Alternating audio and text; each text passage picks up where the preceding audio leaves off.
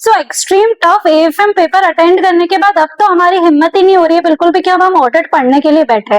अगर आपने भी ये सेम मिस्टेक करी है, मैं आज आपको कुछ आपकी बहुत मेजर मिस्टेक्स जो कि आप कमिट करोगे क्योंकि आपका एएफएम का पेपर टफ आया है, और ऑडिट का पेपर अगर इजी भी आएगा ना तो भी वो आपके हाथ नहीं लगेगा।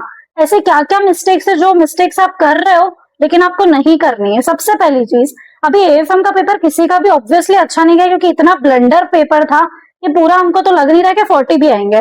सबसे पहला काम क्या, आपने नंबर कैलकुलेट करे अपने एएफएम के, राइट। आप कहीं नियर टू 40 भी नहीं पहुंच रहे हो, या तो आपने अटेम्प्ट ही 30-40 मार्क्स का करा है काफी लोगों ने। तो हमको तो ये पक्का विश्वास है कि कोई ग्रेस मार्क्स मिल जाए, कुछ भी हो जाए, हमारा तो क्लियर नहीं हो रहा है। लेकिन मैं आपको बता दूं कि आपके जैसे कितने ही बच्चे थे जनवरी अटेम्प्ट में जो ये सेम चीज बोल रहे थे लेकिन उन्होंने क्लियर करा है। बहुत सारे लोग ऐसे थे और जो जिनके पेपर बहुत अच्छे जाने वाले थे लेकिन उन्होंने 1.5 डे में पढ़ाई करी नहीं ऑडिट की। क्यों? क्योंकि एएफएम का पेपर अच्छा नहीं गया उनका, तो वो डिमोटिवेट होकर बैठ गए। उनका मन था कि ऑडिट की एग्जाम देनी है बट वो अपने आप को उस टाइम संभाल ही नहीं पाए। वो आपके जैसे ही मार्क्स कैलकुलेट करते हुए रह गए और उन्होंने गिव अप कर दिया। तो इतना ध्यान रखना कि अगर आप अपना पेपर नहीं दे रहे हो तो वैसे भी आप क्लियर नहीं कर रहे हो, वैसे ही आप हार मान चुके हो। लेकिन अगर आप अपना पेपर दे रहे हो, अपना बेस्ट प्रिपेयर कर रहे हो, तो हमेशा एक चांसेस रहेंगे कि क्या पता आप क्लियर कर लो।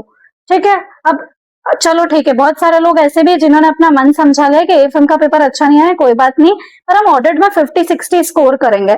अब उनके ऊपर ये प्रेशर आ गया कि अगर ऑडिट में 60 नहीं आए तो हम क्या करेंगे। तो वो ऑडिट में 60 का बहुत बाय डिफॉल्ट उनके ऊपर इतना प्रेशर आ गया है ना कि वो कुछ गलत कदम उठा रहे हैं। जैसे कि सबसे पहली बात, खुद से तो पढ़ा नहीं जा रहा है तो वो मैराथन और रिवीजन वीडियोस को देख रहे हैं। सबसे बड़ी पहली गलती जिसके लिए आप फॉर श्योर रिग्रेट करोगे, वो मैराथन्स में आप कितना ही अच्छे से समझ लो, एग्जाम में आपको पता चलेगा कि वो सुना हुआ सब थोड़ा ब्लर सा लग रहा है बट लैंग्वेज याद नहीं आ रही है, कीवर्ड्स याद नहीं आ रही है, कंक्लूजन्स पता है बट बिना लैंग्वेज के आपको नंबर मिलना नहीं, और वो लैंग्वेज कब याद होगी जब आप खुद से याद करने बैठोगे।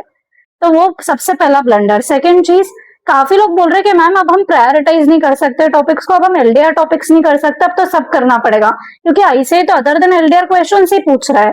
तो इस चक्कर में वो इंपॉर्टेंट जो कम इंपॉर्टेंट चैप्टर्स है उनसे स्टार्ट कर रहे हैं पढ़ना।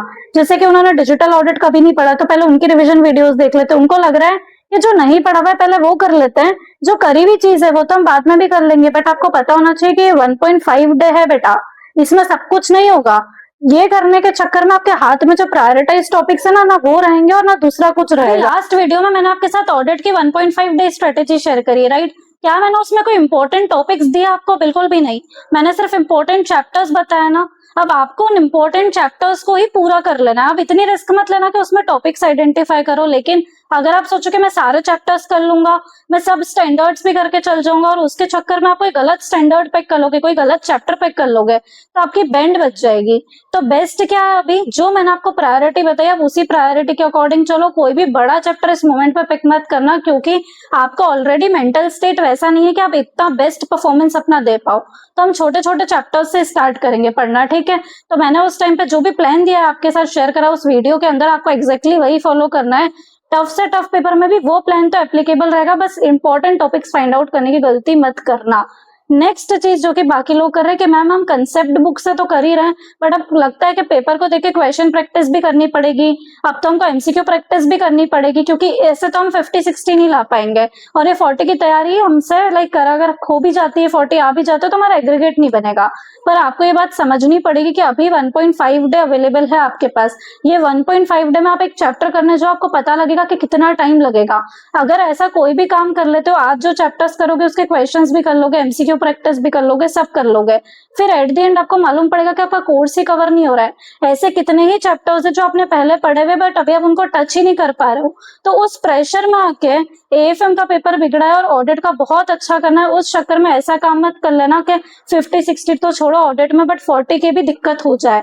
तो आपको समझना पड़ेगा कि यस हमको सब कुछ करना है, करना चाहिए, बट अभी जो हमारे पास टाइम अवेलेबल है ये 1.5 डे का, इस 1.5 डे में आप सब कुछ नहीं कर सकते हो। आपको अपने आप को रेस्ट्रिक्ट करना पड़ेगा और आपको पता करना पड़ेगा कि क्या चीज इंपॉर्टेंट है। तो ऑफकोर्स कंसेप्ट बुक करना बहुत इंपॉर्टेंट है। कंसेप्ट कर लोगे, क्वेश्चंस नहीं भी करे तो चांसेस है कि चलो बन जाएगा, बट कोई चैप्टर ही इस चक्कर में रह गया क्योंकि टाइम तो ऑफकोर्स लिमिटेड है, कोई चैप्टर को टच ही नहीं कर पाए तो चांसेस भी नहीं रहेंगे क्लियर करने के।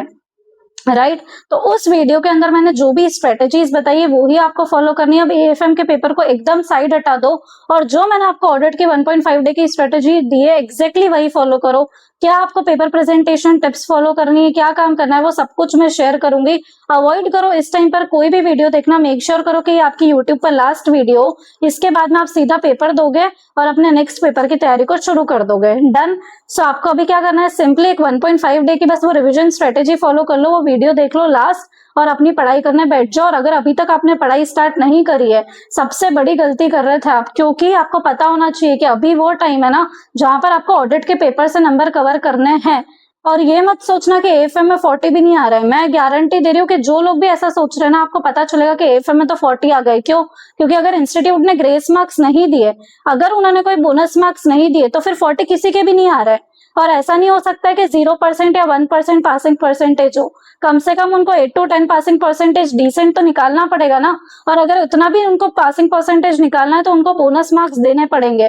कब आपकी किस्मत चल जाए, कब कोई मैजिक हो जाए, कोई भी नहीं जानता है। सो जो टाइम है अपने पास, गिव अप करने का मत सोचो, क्योंकि इसके बाद हमारा अटेम्प्ट सीधा नवंबर में होने वाला है। तो अगर आपने गिव अप कर दिया, आप अभी नहीं पढ़ रहे हो, तो आप वैसे भी नवंबर के लिए एलिजिबल हो। सो बेटर है कि एक चांस दो खुद को, क्या पता हो जाए और वो 10% में आप भी एक स्टूडेंट बन जाओ और आप इस वीडियो को और मुझे याद रखो बाद में। सो अपना चांस मिस मत करना, इतनी जो पढ़ाई करी उसको वेस्ट मत करना। बहुत स्ट्रॉन्ग माइंडसेट रखना पड़ता है, तब बहुत सी एग्जाम्स क्लियर होती है। सिर्फ इतना सा दिमाग में रखना, हमको फाइट करना है एंड तक। ये मोमेंट सही मोमेंट नहीं है गिव अप करने का। डन।